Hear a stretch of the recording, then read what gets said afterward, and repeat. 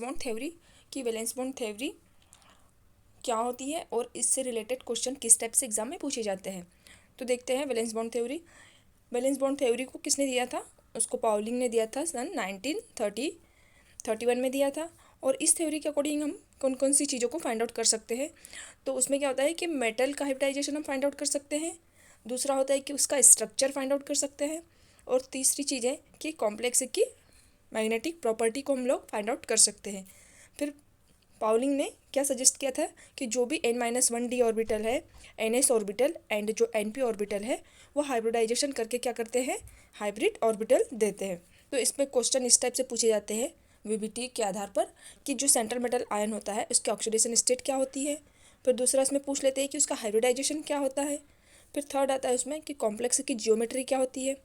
Fourth आता है कि इसका मैग्नेटिक मोमेंट क्या होता है।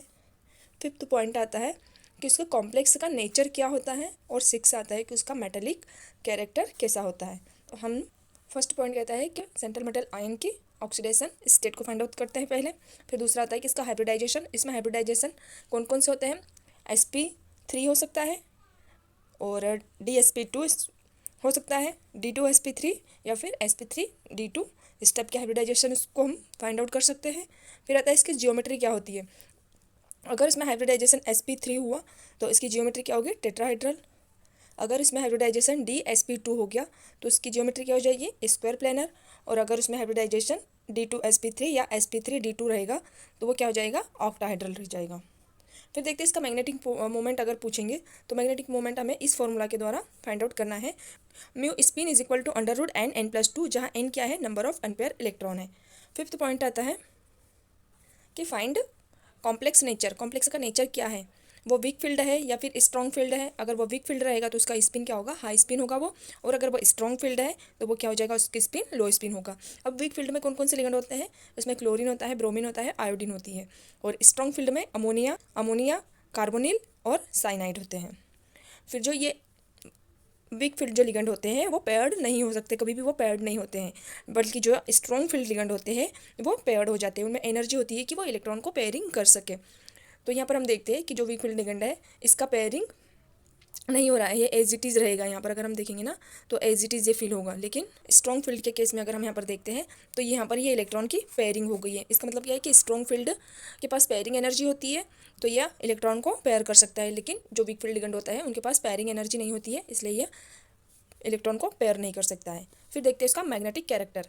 तो मैग्नेटिक कैरेक्टर मतलब ये है, तो यह डायमैग्नेटिक हो सकता है या फिर कॉम्प्लेक्स पैरामैग्नेटिक हो सकता है। वो डायमैग्नेटिक किस केस में होगा, जब उसमें सारे इलेक्ट्रॉन पेयर रहेंगे तो वो क्या होगा, डायमैग्नेटिक। और पैरामैग्नेटिक कब रहेगा, जब उसके सारे इलेक्ट्रॉन या फिर एक इलेक्ट्रॉन, दो इलेक्ट्रॉन, जो भी है अनपेयर इलेक्ट्रॉन प्रेजेंट रहेगा तो वो क्या हो जाएगा, पैरामैग्नेटिक।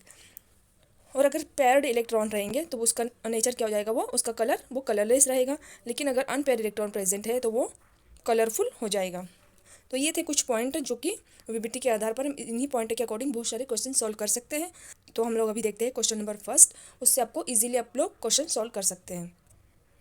तो क्वेश्चन फर्स्ट है निकिल टेट्राक्लोराइड। तो इसमें सबसे पहले हमें क्या करना पड़ेगा, जो सेंट्रल मेटल एटम है तो उसकी हमें ऑक्सीडेशन स्टेट फाइंड आउट करना है। तो यहाँ पर सेंट्रल मेटल आयन क्या है, निकल। तो हमें निकल की ऑक्सीडेशन स्टेट फाइंड आउट करना है। तो इसके ऑक्सीडेशन स्टेट फाइंड आउट करने के लिए हमारे पास जो फॉर्मूला होता है एक्स उसको मानते हैं जिसके हमें ऑक्सीडेशन स्टेट फाइंड आउट करनी है। मतलब निकल प्लस क्लोरीन, यहाँ पर कितने हैं, 4 क्लोरीन है। और एक क्लोरीन पे कितना चार्ज है, -1 है। तो -1 × 4 इज इक्वल टू, कॉम्प्लेक्स भी जितना चार्ज है यहाँ पर -2 चार्ज है तो ओवरऑल चार्ज यहाँ पर हम -2 लगा देंगे। फिर x is equal to -4 is equal to -2, x is equal to -2 + 4। तो x का वैल्यू क्या आ गया, +2। मतलब निकल का ऑक्सीडेशन स्टेट यहाँ पर हो गया है +2। फिर देखते हैं उसका इलेक्ट्रॉनिक कॉन्फ़िगरेशन हम। तो निकल का एटॉमिक वेट कितना होता है, सॉरी निकल का एटॉमिक नंबर कितना होता है, 28। तो हमने यहाँ पर 28 के हिसाब से इलेक्ट्रॉन का फिल कर देंगे। फिर यहाँ पर क्या है, निकल +2 ऑक्सीडेशन स्टेट में है, मतलब यहाँ से हमें 2 इलेक्ट्रॉन रिमूव करना होगा। फाइनल इलेक्ट्रॉनिक कॉन्फ़िगरेशन स्टेप से होगा। और निकल +2 का इलेक्ट्रॉनिक कॉन्फ़िगरेशन है 4s0 3d8। फिर हम इलेक्ट्रॉन को फिल कैसे करेंगे, अब यहाँ पर 3d8 का हम लोग इलेक्ट्रॉन फिल कर लेंगे d8 में। तो यहाँ पर इस टाइप से हम इलेक्ट्रॉन को फिल करेंगे। 4s0 है, मतलब यहाँ पर कोई इलेक्ट्रॉन नहीं है। 4p में भी कोई भी इलेक्ट्रॉन नहीं है। फिर जो हमारे पास क्लोरीन आयन दिया हुआ है, 4 क्लोरीन है, वो 4 क्लोरीन कहाँ पर आएगा, और यहाँ पर जो क्लोरीन है, क्लोरीन कैसा है, वीक फील्ड लिगेंड है। तो वीक फील्ड लिगेंड क्या करता है, इलेक्ट्रॉन की पेयरिंग नहीं कर सकते, इसलिए जो दो अनपेयर इलेक्ट्रॉन है, ये unpaired electron as it is रहेंगे। और जो ये क्लोरीन है, वो क्लोरीन अपने इलेक्ट्रॉन को डोनेट कहाँ करेगा, ये 4s ऑर्बिटल में करेगा और 3 4p ऑर्बिटल में करेगा। यहाँ पर 4px 4py and 4pz orbital में जो क्लोरीन है वो अपने लोन पेयर को डोनेट करेगा। तो इस स्टेप से इसमें हाइब्रिडाइजेशन कौन सा रहेगा, s और 3p के हैं, तो यहाँ पर sp3 हाइब्रिडाइजेशन होगा। और sp3 हाइब्रिडाइजेशन है तो इसकी जियोमेट्री क्या हो गई, टेट्राहाइड्रल हो गई है।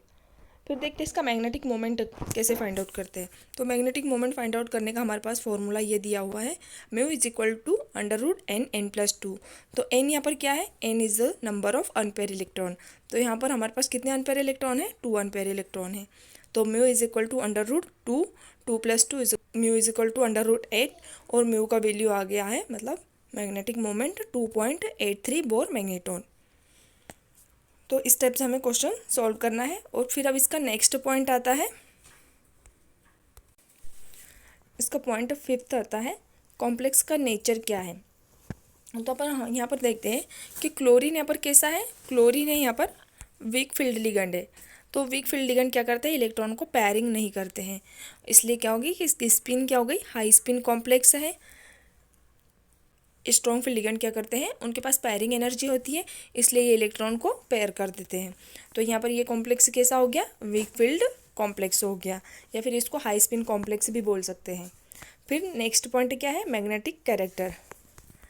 मैग्नेटिक कैरेक्टर मतलब कि ये पैरामैग्नेटिक है या फिर डायमैग्नेटिक है। तो इसके लिए हम पहले इलेक्ट्रॉन को फिल करके देखते हैं। तो यहाँ पर हम इलेक्ट्रॉन को फिल करके देखेंगे, तो यहाँ पर इसमें 2 अनपेयर इलेक्ट्रॉन है। 2 अनपेयर इलेक्ट्रॉन प्रेजेंट होने के कारण इसका बिहेवियर कैसा हो जाएगा, पैरामैग्नेटिक हो जाएगा। इसमें अनपेयर इलेक्ट्रॉन प्रेजेंट है, इसलिए ये कॉम्प्लेक्स कैसा हो जाएगा, कलरफुल कॉम्प्लेक्स हो जाएगा।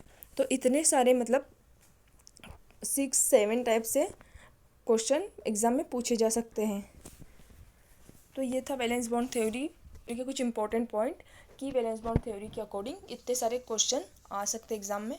और इसमें से कोई भी क्वेश्चन, कोई भी पॉइंट पूछ सकते हैं, वो आपसे पूछ सकते हैं कि इसका इस कॉम्प्लेक्स का हाइब्रिडाइजेशन क्या है, फिर इसका मैग्नेटिक मोमेंट क्या है, इसमें जो सेंट्रल मेटल एटम है उसकी ऑक्सीडेशन स्टेट क्या है।